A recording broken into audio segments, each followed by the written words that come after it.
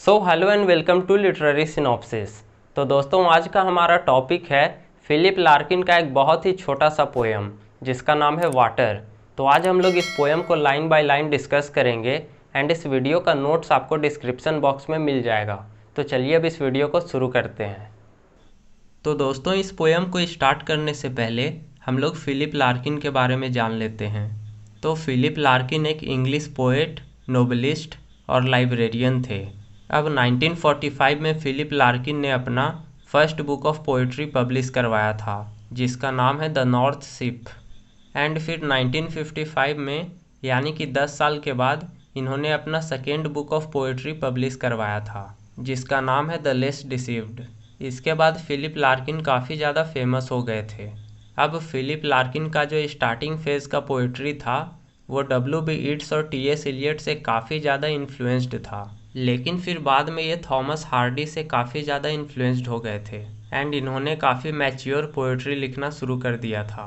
अब Philip Larkin काफ़ी ज़्यादा रियलिस्टिक पोएट्री लिखा करते थे, यानी कि ये चीज़ों को एज़ यूजुअल अपने पोएट्री में दिखाया करते थे और इनका पोएम ज़्यादातर लाइफ के सफरिंग को और निगेटिविटी को दिखाया करता था। अब फिलिप लार्किन एक एंटी रोमांटिक पोएट थे, यानी कि ये रियलिस्टिक और लॉजिकल चीज़ों पर पोएट्री लिखा करते थे। तो फिलिप लार्किन अपने पोएम में डेथ, चेंज, फियर, सैडनेस, इन्हीं सब चीज़ों को दिखाया करते थे। तो दोस्तों, ये हो गया फिलिप लार्किन का एक शॉर्ट इंट्रोडक्शन। तो चलिए अब चलते हैं इस पोएम के तरफ।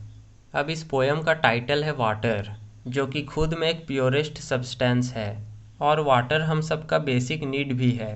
अब इस पोएम का जो थीम है वो है रिलीजन।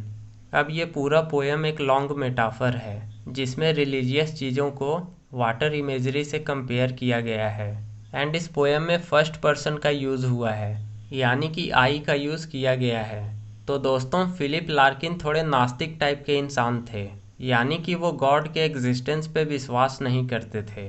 तो इनके लिए रिलीजन से रिलेटेड पोएम लिखना एक काफ़ी अनयूजुअल बात था। तो इस पोएम का शुरुआत कुछ इस तरीके से होता है। If I were called in to construct a religion I should make use of water. तो फर्स्ट स्टैंजा में पोएट बोलते हैं कि अगर रिलीजन को बनाने के लिए मुझे बुलाया जाता तो मैं रिलीजन को बनाने के लिए वाटर का यूज़ करता। तो दोस्तों, सबसे पहले तो यहाँ पर समझने वाली बात यह है कि कोई भी रिलीजन पहले से बना हुआ नहीं होता है, यानी कि भगवान ने रिलीजन को नहीं बनाया है बल्कि रिलीजन को हम सब ने मिलकर बनाया है। तो रिलीजन एक मैन मेड कॉन्सेप्ट है और यहाँ पर पोएट बोलते हैं कि मैं रिलीजन को बनाने के लिए वाटर का यूज़ करता।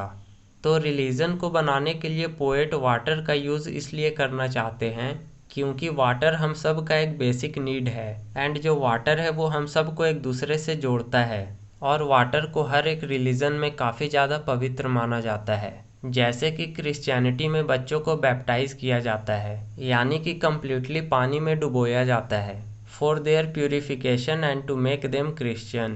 जस्ट वैसे ही जो मुस्लिम्स होते हैं वो भी मॉस्क में जाने से पहले अपने हाथ पैर को धोते हैं और फिर हिंदुइज्म में भी गंगा जल को कितना ज़्यादा पवित्र माना जाता है। तो वाटर जो है वो सारे रिलीजन्स को एक दूसरे से जोड़ता है और वाटर हम सब के लिए एक है, चाहे हम कोई भी रिलीजन से बिलोंग करते हों। एंड इस पोएम में वाटर को यूज़ करने का दूसरा मेन कारण ये है कि आजकल जो रिलीजन है वो काफ़ी ज़्यादा इम्प्योर हो चुका है और जो इंसान है वो रिलीजन के कारण एक दूसरे का दुश्मन बन चुका है। अब क्योंकि वाटर एक क्लींजिंग एजेंट है, यानी कि वो हर एक चीज़ को साफ़ कर देता है, तो पोएट यहाँ पर वाटर का यूज़ करके रिलीजन को प्योर बनाना चाहते हैं। तो अब चलते हैं सेकेंड स्टैंजा में। Going to church would entail affording to dry different clothes. तो सेकेंड स्टैंजा में पोएट बोलते हैं कि अगर मेरे रिलीजन में किसी को चर्च जाना होगा तो उन्हें एक सैलो रिवर से होकर जाना पड़ेगा ताकि जो लोग हैं वो पानी में डूबकर पवित्र हो जाएं और उसके बाद वो लोग कोई भी ड्राई क्लॉथ्स पहनकर चर्च में जा सकते हैं। अब इसको हम लोग बैप्टिज़म से भी रिलेट कर सकते हैं क्योंकि बैप्टिज़म में भी क्या होता है कि जो बच्चे होते हैं उन्हें पानी में डुबोया जाता है for their purification and to make them Christian. अब दोस्तों, यहाँ पर जो डिफरेंट क्लोथ्स है उसका एक और भी मतलब हो सकता है, जैसे कि जो चर्च के मेंबर्स होते हैं वो अलग अलग तरीके का क्लोथ्स पहनते हैं। अपने अपने रैंक और पोजीशन को दिखाने के लिए। तो यहाँ पर जो डिफरेंट क्लोथ्स है वो कहीं ना कहीं एक सेंस ऑफ डिस्क्रिमिनेशन को क्रिएट कर देता है, लेकिन जो वाटर है वो हम सब के लिए एक है, और वाटर हमारे रिलीजन, कास्ट, रैंक, पोजीशन को देखकर डिस्क्रिमिनेशन नहीं करता है। अब थर्ड स्टैंजा में पोएट बोलते हैं, my litany would employ images of sousing a furious devout drench. तो इस स्टैंजा में लिटैनी का मतलब है प्रेयर। तो पोएट बोलते हैं कि मैं अपने चर्च के प्रेयर में इमेजेस ऑफ साउसिंग को इंक्लूड करता, और यहाँ पर साउसिंग का मतलब है पानी में डुबोना।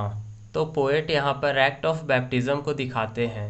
फिर पोएट बोलते हैं ए फ्यूरियस डिवोट ड्रेंच, यानी कि पूरे फेथ के साथ खुद को पानी में डुबोना। तो अगेन यहाँ पर बैप्टिज्म को दिखाया गया है। तो जो पोएट है वो बैप्टिज्म को सपोर्ट करते हैं, क्योंकि उनके अकॉर्डिंग जो रिचुअल्स होता है, यानी कि जो रीति रिवाज होता है, वो ज़्यादा पावरफुल और ट्रांसफॉर्मेटिव होता है एज़ कम्पेयर टू रिलीजन। तो पोएट के अकॉर्डिंग बैप्टिज्म हमें प्योर बनाता है, भले ही क्रिश्चियनिटी हमें प्योर बनाए या ना बनाए। जैसे कि मैं आपको एक एग्जांपल देकर समझाता हूँ।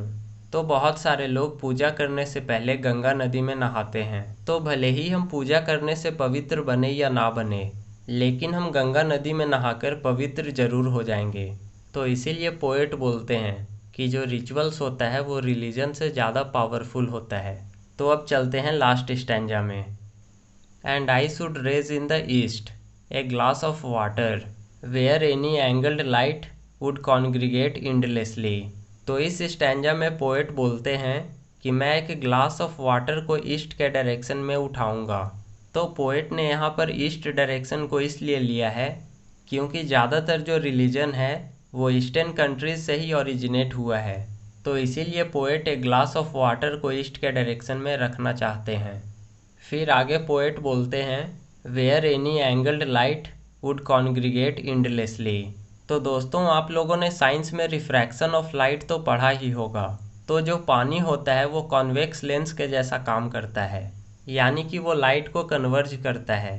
तो दोस्तों, मान लीजिए हमने एक ग्लास ऑफ वाटर को रखा और उस वाटर से बीम ऑफ लाइट को पास करवाए, तो जो सारा बीम ऑफ लाइट है वो रिफ्रैक्ट होके एक जगह पर कॉन्सेंट्रेट हो जाएगा। तो यहाँ पर जो ग्लास ऑफ वाटर है उसे हम लोग मान लेते हैं फिलिप लार्किन का रिलीजन, और जो बीम ऑफ लाइट है उसे हम लोग मान लेते हैं अलग अलग रिलीजन या फिर अलग अलग रिलीजन के लोग। तो पोएट बोलते हैं कि मेरे रिलीजन में सारे लोगों का वेलकम किया जाएगा, चाहे वो कोई भी रिलीजन से बिलोंग करते हों। तो दोस्तों, यहाँ पर फिलिप लार्किन वाटर के थ्रू सारे लोगों को जोड़ना चाहते हैं। एंड यहाँ पर जो ग्लास ऑफ वाटर है उसे जीसस के ब्लड से भी रिलेट किया गया है। तो दोस्तों, हमारा आज का ये वीडियो यहीं पर ख़त्म होता है। एंड आई होप आप लोगों को ये वीडियो पसंद आया होगा। So thanks for watching this video, and if you like this video please hit the like button and also subscribe to my YouTube channel.